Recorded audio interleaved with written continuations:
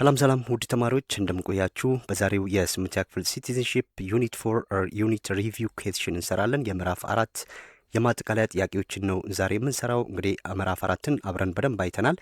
እነዚህን የማጠቃለያ ጥያቄዎች ራሳችሁን እየገመገማችሁ እንድትቆዩ አብራችሁኝ እስከ ቪዲዮ ፍጻሜ እንድትቆዩ ጋብዛለሁ። ላይክ በማድረግ ጀምሩ። በቀጥታ ወደ ቪዲዮ አለፍኩኝ። እሺ እንግዲህ ፓርት 1 ላይ ያሉት ትሩ ኦር ፎልስ አይተሞች ናቸው። 5 ጥያቄዎች አሉ። እያንዳንዱን እያብራራን እንሂድ። ጥያቄ ቁጥር 1 ምን ይላል? Unlike other laws, the constitution is the fundamental law of a given country ያለ እንግዲህ ምን እያለን ነው? ከሌሎች ህጎች በተለየ መልኩ ህገ መንግስት የአንድ ሀገር መሰረታዊ ህግ ነው እያለን ነው። ስለዚህ ይሄ በምንም ጥርጥር የሌለው ምንድን ነው? እውነት ነው ማለት ነው አይደለ? ትሩ ነው። ምክንያቱም ህገ መንግስት የህጎች ሁሉ የበላይ ነው ብለናል።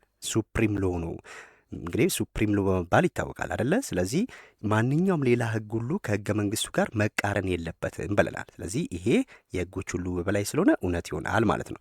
ሁለተኛው ጥያቄ the existence of a constitution is a guarantee for the protection of basic rights አለ። እንግዲህ ህገ መንግስት መኖር ለመሰረታዊ መብቶች ጥበቃ ዋስትና ነው አለ። ይሄም ዋስትና ነው አይደለ? ለምንድን ነው ብንባል ህገ መንግስት የዜጎች መብትና ነጻነት በግልጽ አስፍሮ ስለሚይዝ የዜጎች መብት ምንድነው፣ ነጻነታቸው ምንድነው፣ ግዴታቸው ምንድነው የሚሉትን ሁሉ አስፍሮ ስለሚይዝ ለመብቶች መከበር እንደ ህጋዊ መከላከያም ያገለግልናል ማለት ነው። ስለዚህ ይሄ እውነት ይሆናል። ሁለተኛው ጥያቄ። ሶስተኛው based on the distribution of power constitution can be federal and unitary አለ። እነዚህን ባለፈው ሳሳያችሁ በደንብ እያንዳንዱን የህገ መንግስቶች ምን ላይ ተመርኩዘን ነው ክላሲፋይ የምናደርገው የሚለውን በደንብ አሳይቻቸዋለሁ። እዚህ ጋር እያለን ያለው distribution of power አለ አይደል? በስልጣን ክፍፍል ነው እያለን ያለው። እንግዲህ በስልጣን ክፍፍል ላይ በመመስረት ህገ መንግስት የፌዴራላዊና አህዳዊ ሊሆን ይችላል እያለን ነው። ምን ላይ ተመስርተን ነው ፌዴራል ወይም ዩኒተሪ ብለን የምንከፍለው? ቤዝድ ኦን ዲስትሪቢዩሽን ኦፍ ፓወር። ዲስትሪቢዩሽን ኦፍ ፓወር ደግሞ ማለት በሌላ አማርኛ ስቴት ስትራክቸር ማለት ነው። ስቴት ስትራክቸር ይሄ በተለያየ መልኩ ሊጠይቃችሁ ይችላል። ስለዚህ ቤዝድ ኦን ስቴት ስትራክቸር we can classify constitution into two federal and unitary። ስለዚህ ይሄም ሶስተኛውም እውነት ይሆናል ማለት ነው። ጥያቄ ቁጥር 4 unlike a written constitution an unwritten one can be easily accessible to citizens አለ። ይሄ ደግሞ እያለን ያለው ከተጻፈ ህገ መንግስት በተለየ መልኩ ያልተጻፈ ህገ መንግስት ለዜጎቹ በቀላሉ ሊገኝ ይችላል አለ። በቀላሉ ሊገኝ የሚችለው ማንም ሰው በየቤቱ ይዞት ማንም ግለሰብ በራሱ ይዞት ሊገኝ የሚችለው ያልተጻፈውን ሳይሆን የተጻፈውን ህገ መንግስት ነው። ስለዚህ ኢዝሊ አክሰሰብል የሚሆነው ኖታችን ላይ ባለፈው ቪዲዮ ላይ እንዳሳየዋቸው ኢዝሊ አክሰሰብል የሚሆነው ሪትን ኮንስቲቱሽን ነው እንጂ አንሪትን ኮንስቲቱሽን አይደለም ማለት ነው። ስለዚህ እንዲያውም የተጻፈ ህገ መንግስት በአንድ ሰነድ ተጠቃሉ ስለሚገኝ ለዜጎች ይበልጥ ምንድን ነው ተደራሽና ግልጽ ነው ማለት ነው። ያልተጻፈ ህገ መንግስት ደግሞ በተለያዩ ልማዶች፣ ውሳኔዎች በተለያየ መልኩ የተበተነ ስለሆነ ለማግኘትም አስቸጋሪ ሊሆን ይችላል ማለት ነው። ስለዚህ ይህ ሐሰት ይሆናል። አምስተኛው ኢኒኳሊቲ ኤንድ ኮራፕሽን ኢንዳንጀርስ ዘ ፍሎሪሽመንት ኦፍ ኮንስቲቱሽናሊዝም አለ። ይሄ ደግሞ አምስተኛው ኢኒኳሊቲ ስንል ኢፍታዊነት ማለት ነው። ኢፍታዊነትና ሙስና የህገ መንግስታዊነትን እድገት ምን ሊያደርግ ይችላል? አደጋ ላይ ሊጥል ይችላል ማለት ኢንዳንጀር ሊያደርግ ይችላል አለ። ስለዚህ ይሄ ትክክለኛ አረፍተ ነገር ነው ማለት ነው። ህገ መንግስታዊነት እንዲያብብ ምን መኖር አለበት? የህገ በላይነትና እኩልነት ያስፈልጋል ብለናል። ሙስና ባለበት ቦታ ህግ ስለማይከበር ስርዓቱ ምን ይሆናል? ይዳከማል ማለት ነው። ስለዚህ ይሄ እውነት ነው ማለት ነው። እውነት ሐሰቱ ምላሾቹ እነዚህ ይሆናሉ ማለት ነው። ከአራተኛ በስተቀር ሁሉም እውነት ይሆናሉ። ፓርት 2 መልቲፕል ቾይስ ኩዌስችን ነው እንዲህ ያለው። ጥያቄ ቁጥር 1 ምን ይለናል? which one of the following countries is not an example for the following written constitution? እንግዲህ ከሚከተሉት ሀገራት ውስጥ የተጻፈ ህገ መንግስት የማትከተለው የትኛው ናት ነው የተባለው። ያልተጻፈ ህገ መንግስት የምትከተል ወይም የተጻፈ ህገ መንግስትን የማትከተል ማለት ነው።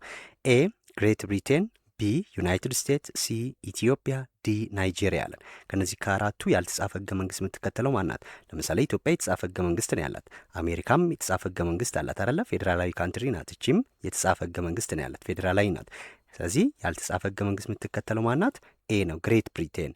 ያልተጻፈ ህገ መንግስት የሚከተሉት እነዚህ ናቸው አይደል? እስራኤል፣ ኦማን ምናምን፣ ሳውዲ አረቢያ ብለን ያልናቸው ሀገሮች ናቸው። ምሳሌ ላይ በደንብ እዛ ላይ አይተናል።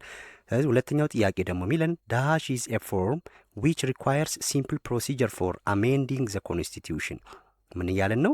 ህገ መንግስትን ለማሻሻል ቀላል ቅደም ተከተል የሚያስፈልገው የህገ መንግስት አይነት የትኛው ነው ነው ያለት ውስብስብ ያልሆነ አሜንድ ለማድረግ አሜንድ ማለት ቼንጅ ማለት ነው ብያቸዋለሁ ከዚህ በፊት። ስለዚህ ቼንጅ ህገ መንግስትን ለመቀየር ቅደም ተከተሉ ወይም ስርዓቱ በጣም ያልተወሳሰበው የትኛው ነው ነው የተባለው። ስለዚህ ይሄ ኤ ሪጅድ ኮንስቲትዩሽን። ሪጅድ ከሆነ አሜንድ ለማድረግ ምንድን ነው ኮምፕሌክስ ነው ብለናል።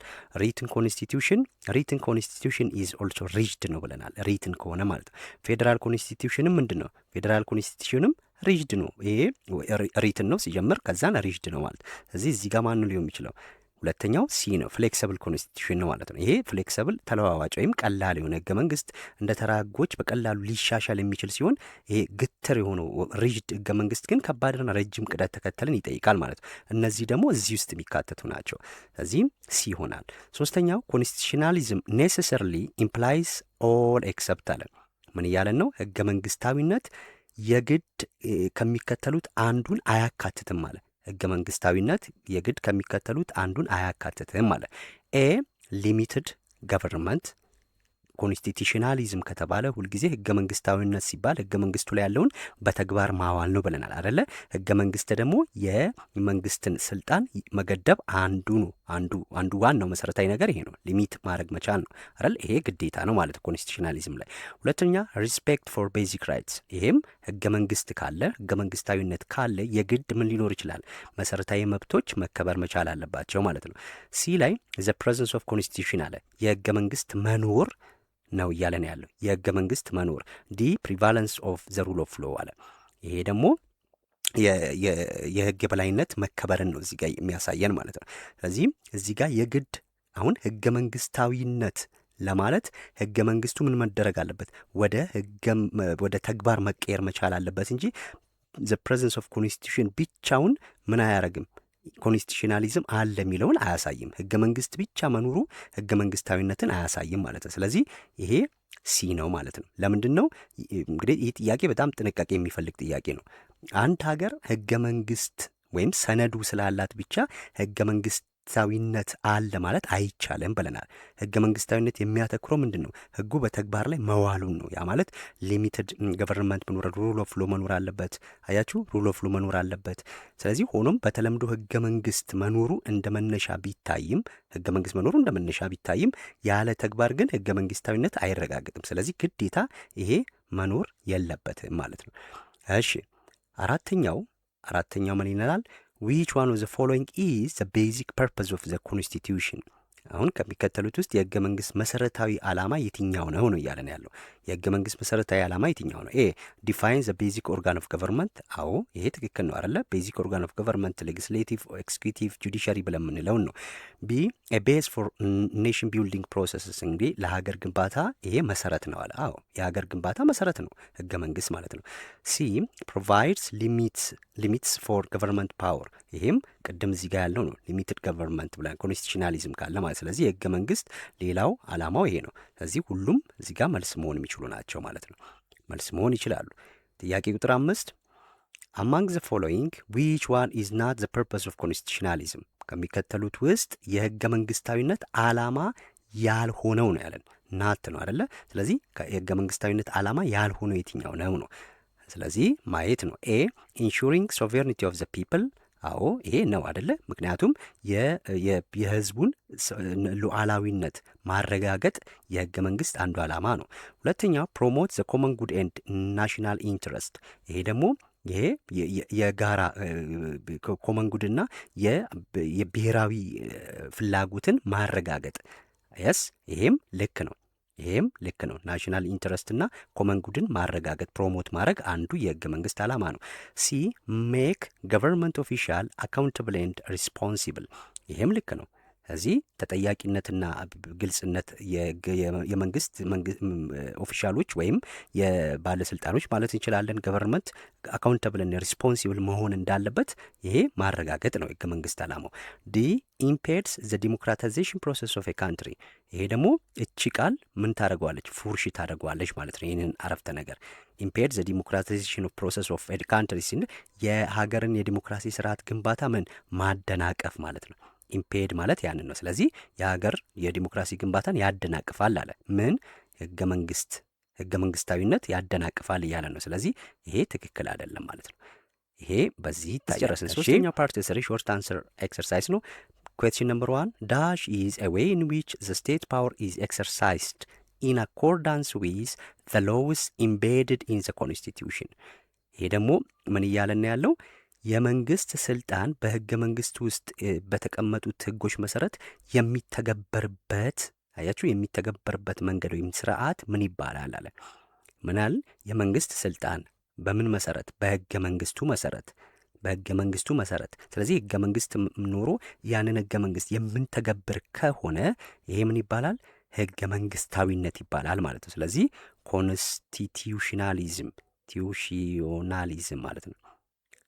ኮንስቲቱሽናሊዝም ብለን እንመልሳለን ማለት ነው። ስለዚህ ኮንስቲቱሽናሊዝም ኢዝ a way in which the state power is exercised in accordance with the law embedded in the constitution።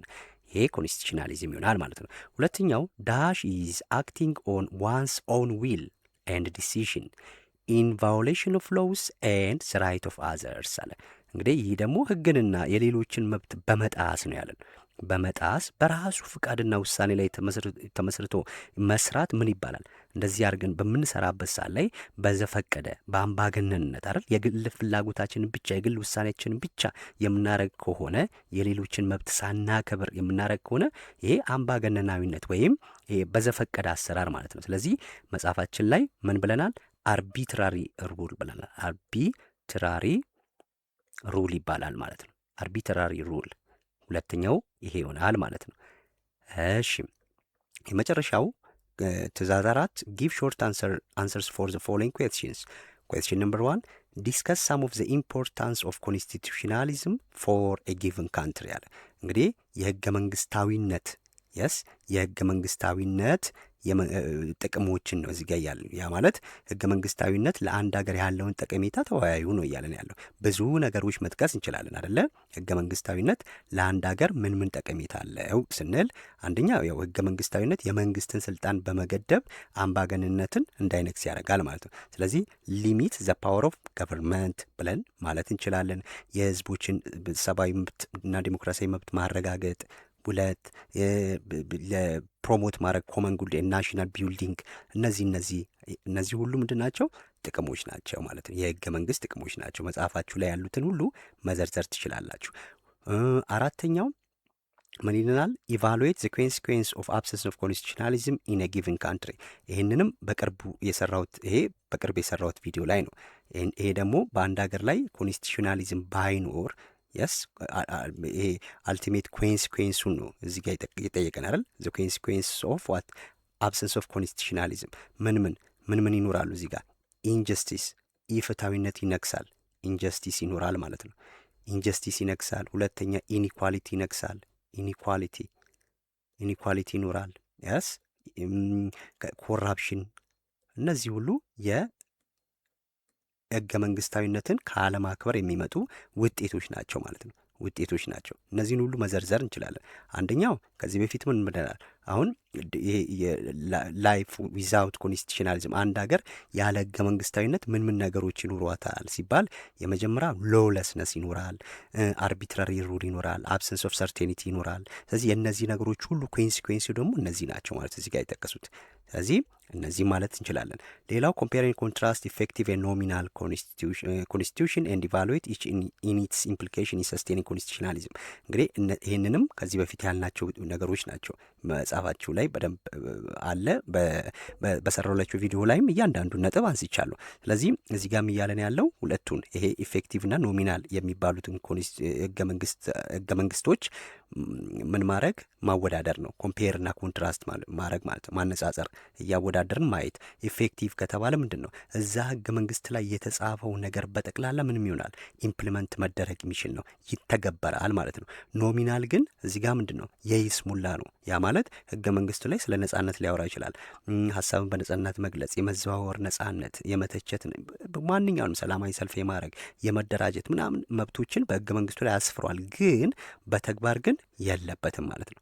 ስለዚህ ይሄ ደግሞ ምንን ይጎዳል? ዲሞክራታይዜሽን ወይም ኮንስቲቱሽናሊዝም የምንለውን ነገር መተግበር አይቻልም በኖሚናል ማለት ነው። ምክንያቱም ህገ መንግስቱ ተግባር ላይ ሲውል ብቻ ነው ምን የሚሆነው ኮንስቲቱሽናሊዝም በአንድ ሀገር ላይ የሚኖረው። ስለዚህ ኖሚናል ኮንስቲቱሽን ከሆነ ግን ያ ነገሮች ተጻፈ እንጂ ማንም የሚተገብረው አይችልም። ስለዚህ ይሄ ዲሞክራታይዜሽንን ይጎዳል። ኢፌክቲቭ ኮንስቲቱሽን ከሆነ ግን ለምሳሌ ማንኛውም ሰብአዊ መብት ህገ መንግስቱ ላይ የጠቀሱት ሁሉ ይከበራሉ።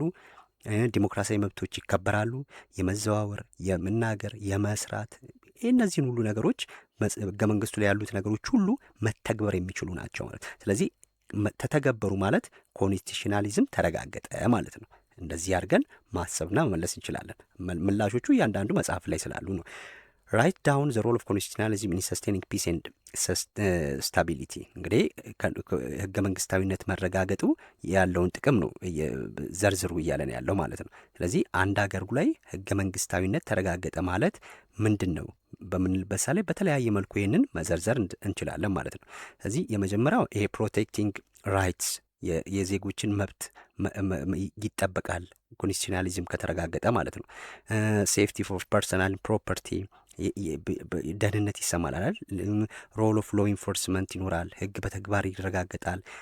ሰዎች ከሰዎች ጋር ያላቸው የኢኮኖሚ ሰርቶ የመግባት መብት፣ እነዚህ ሁሉ ኢኳሊቲ፣ ጀስቲስ፣ እነዚህ ነገሮች ሁሉ ይኖራሉ ማለት ነው። ፒስ፣ ስታቢሊቲ፣ ሰዎች በስጋት አይኖሩም፣ እርግጠኛ ናቸው በሚመጣው ነገር ሁሉ።